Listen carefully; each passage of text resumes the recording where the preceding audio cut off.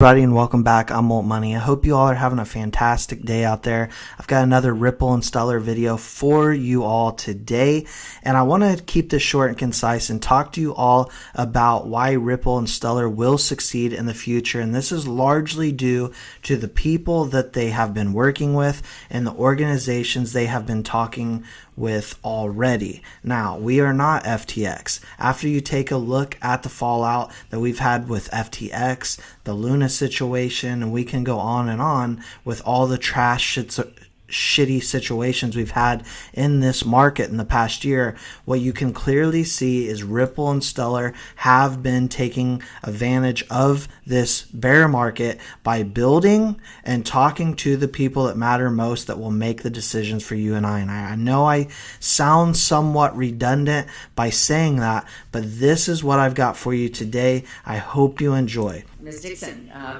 colleagues on the House Financial Services Committee are working on a bill to regulate stablecoins, as we know.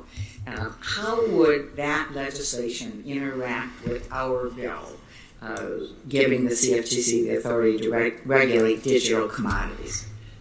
Thank you, Senator. It's such a great opportunity to be able to have these bills work together. Having a clear definition of what truly is a stablecoin is so important. We already see in this bill there's a process for listing stablecoins, but it's really important because a lot of what we read about in the early days of the summer focused on things that were labeled stablecoins but were not one-to-one backed with fiat, didn't have audit requirements, didn't have the transparency that we think is important not just for American consumers but also for businesses who want to leverage these stablecoins, as I mentioned in the MoneyGram example. So creating that very clear definition of what is a stablecoin, holding those assets in a secured financial depository account, making sure that you can't have, that if you do have around the bank, that there's not going to be a problem for the constituents that choose to get their money out.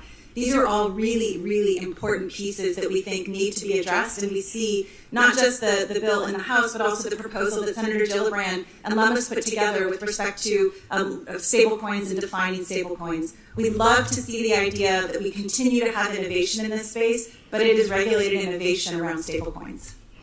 Well, okay, so there again is Danielle Dixon, CEO of Stellar Development Foundation.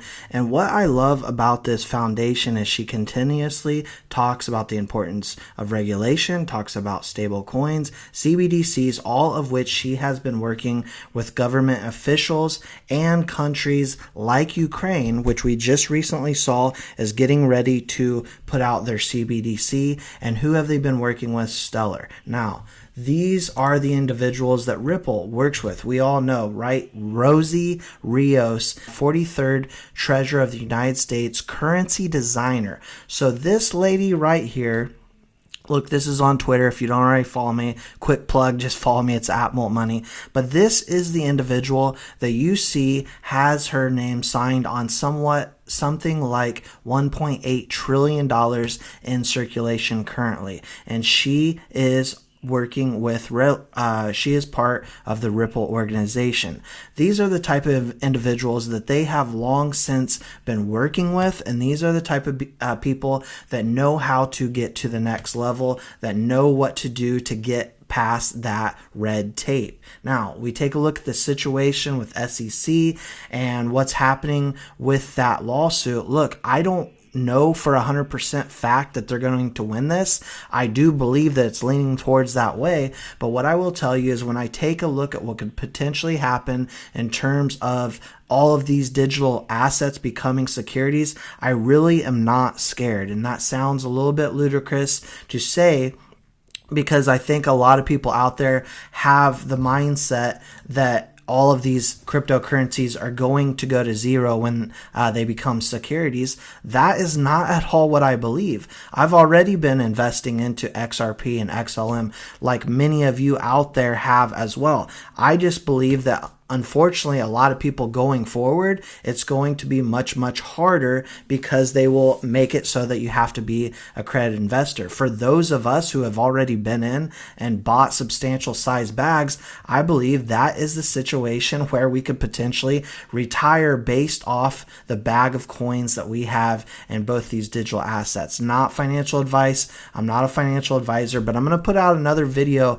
later here today about talking in regards of retiring on both XRP and XLM. So you definitely want to get those notification bells on so you can catch that one, and what my timeline, what my perspective is on that. Because look, a lot of people out there are doing this whole doom and gloom thing. I'm not of that mindset. I believe that these two digital assets will retire myself, retire many of you out there. So you definitely want to stay tuned and subscribe to the channel so you can get all those perspectives, because these are opinions, and you can always let me know in the comments section how you feel about them, whether you agree or disagree. But it is definitely important that we get this dialogue going. That's all I got for you for today. Or actually, no, that's not all I got for you for today, because you want to stay tuned for that later video I'm going to be dropping here in a few hours, and I will see you all on that note.